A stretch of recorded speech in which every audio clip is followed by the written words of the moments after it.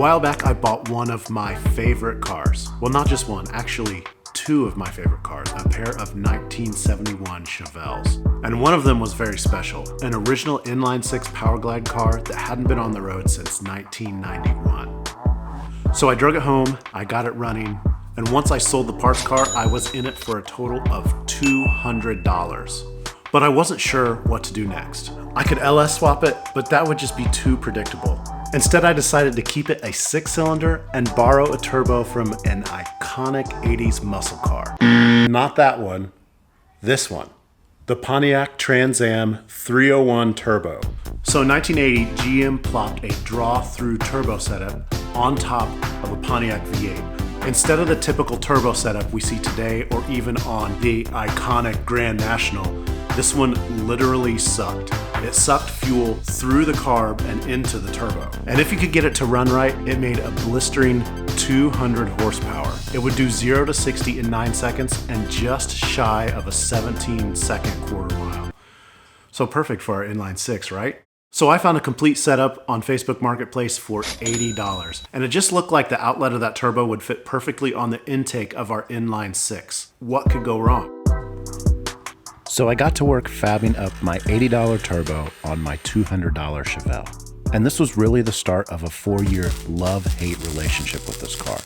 We've rebuilt this setup 4 times, and even though it's mostly super reliable, it never fails to disappoint, including our most recent 1,000-mile trip to do a burnout at Cletus and Cars, where something simple broke immediately. The Ratty Chevelle. Love it. All right, brother. How about it? All right. Looks like he's having some technical difficulties, guys. Stay in there, brother. We'll get you pushed off. Our goal back then was to have the car ready for Hot Rod Power Tour, a 7-day, 7-city, 1,500-mile rolling car show. And if you're thinking, I could never do that, I don't have the skills or the knowledge, the only way you're going to learn is to try. When I started this, I had no idea what I was doing. I had a $100 Craigslist welder, some scrap metal, and some used parts that I was hoping would work. There it is, it's all mounted up. I got to finish running an oil line, put the intake and the carburetor on there, and then we're gonna fire it up today.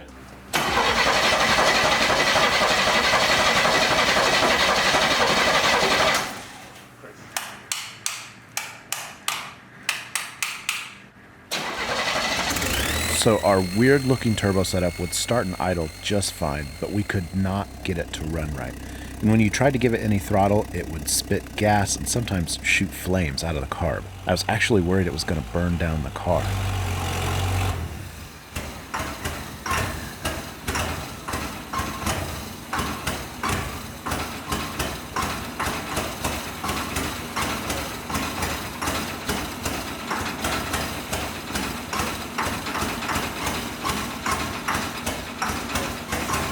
Get back. So I did the only thing that made sense to me at the time.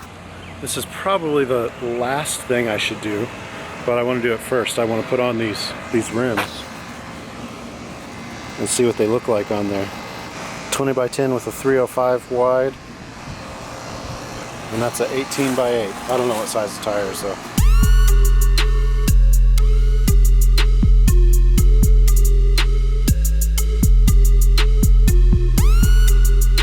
And we never did get the Chevelle to run right before Power Tour. Instead, we took my wife's Denali on the first 3 days, with plans to come back early, work on the Chevelle, and catch day 5 as it passed through St. Louis. I got some good quality time with my son in a safe, air-conditioned ride, took him camping for the first time, and overall had a great time.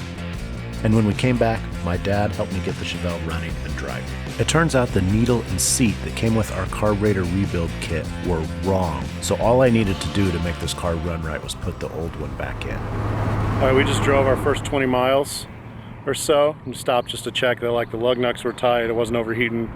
Everything's working great, so it works like it's supposed to. By the time we got to the venue at Hot Rod Power Tour, a couple of the wheel cylinders had blown and we barely had any brakes. But as long as we took it slow and cautious, we'd be able to make it home. All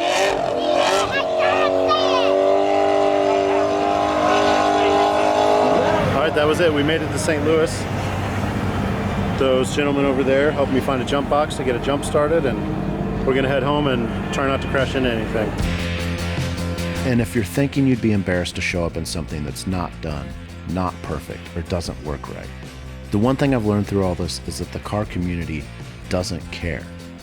This car gets compliments, starts conversations, and draws a crowd everywhere it goes, and it's absolute junk. I've never felt any judgment or negativity because it wasn't nice. So there's no excuse. Go buy something, build something, start something. It doesn't matter. Just don't wait for it to be perfect.